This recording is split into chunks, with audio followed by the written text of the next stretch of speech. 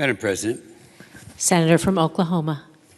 Madam President, I am joining others who have the same problem with what one of the majority party here in the United States Senate is trying to do. It's something that surprises a lot of people, something that would completely revamp, completely change a system that's been in place since 1787. And I understand that they are soon going to be forcing a vote on a bill that they are naming the For the People Act, and it's anything but for the people.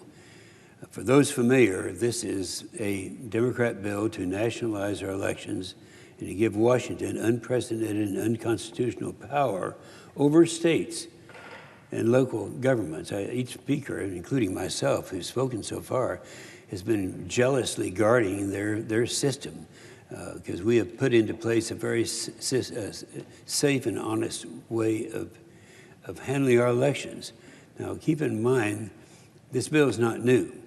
House Democrat, they have passed this back in 2019, right on party line votes.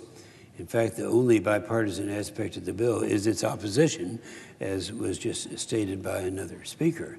Now, back in March, along with every single House Republican, one brave House Democrat voted against this bill. And the reason is clear. And it's been stated, but let me put all 5 of these things into one area so it's a little easier to understand. The bill is filled with dangerous anti-democratic provisions that make it easier to steal votes. One, like legalizing ballot harvesting. Each member has been talking about ballot harvesting and the threat that is out there. Banning voter IDs. In my state of Oklahoma, we ban we have ID laws to safeguard our votes. They're attempting to restore felons' right to vote. Why would you want to restore a felon's right to vote?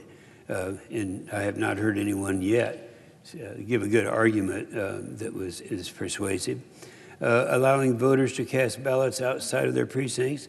That's just one step further and one step easier to falsify ballots. Subsidize political candidates with federal funds. We've been talking about that. Several people have mentioned some of how it might affect some individuals.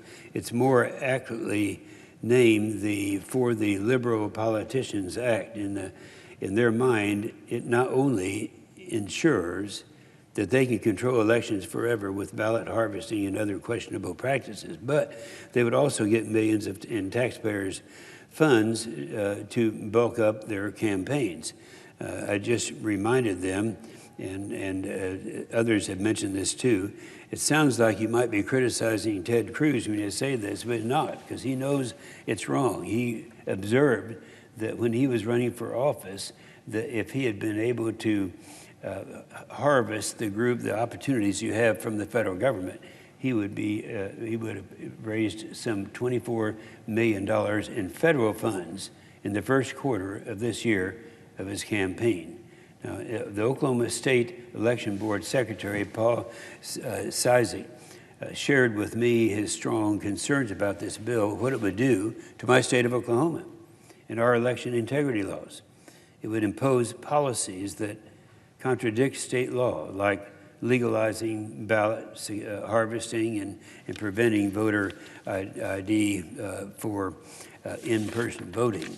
As he is responding for managing and the one responsible for managing the elections in Oklahoma, he knows how bad this would be for Oklahomans. Today, Oklahoma's elections are safe, secure, and fair.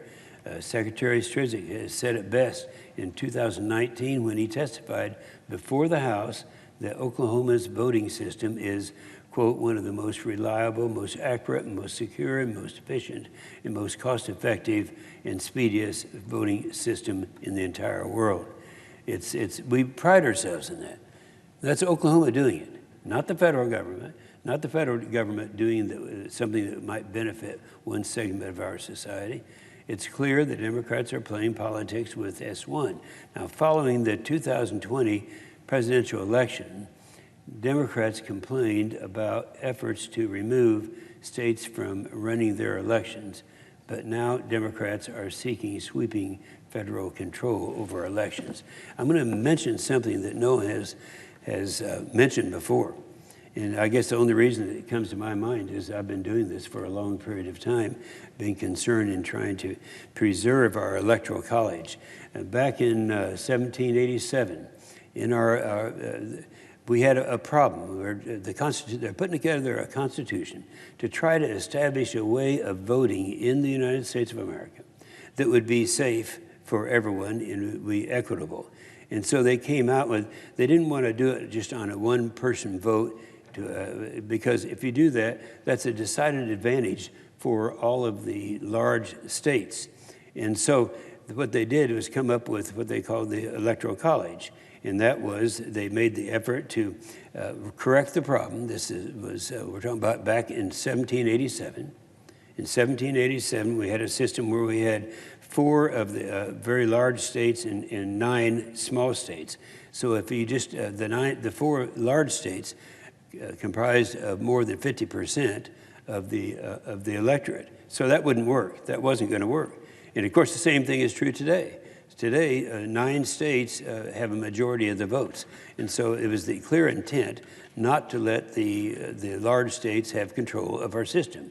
Now, I'm sure some of the large states disagree with that. Some Democrats, a lot of Democrats disagree with that because they'd be at a decided advantage in an election. And so what we did, we established the Electoral College, and I've committed, that is my main cause right now because it's in jeopardy now. The Electoral College is being attacked on a regular basis. In fact, one of the prominent Democrats that's currently in the leadership of the Democrat Party has introduced a resolution to do away with the Electoral College. That's something we cannot allow to happen. And oddly enough, it has survived for, 233 years now. 233 years, and yet it's survived all that time, but there are those attacking it right now. So that's another one of the major issues that we're concerned with, and that is that we are not only giving up all the creativity and the safeguards that are in a secure system put together not by the federal government, by the states, and trying to take that over for the federal government. They've been attempting to do this now for 230 years, and they haven't been successful, and I'm hoping they will not be successful on my watch. Thank you. With that, I yield the floor.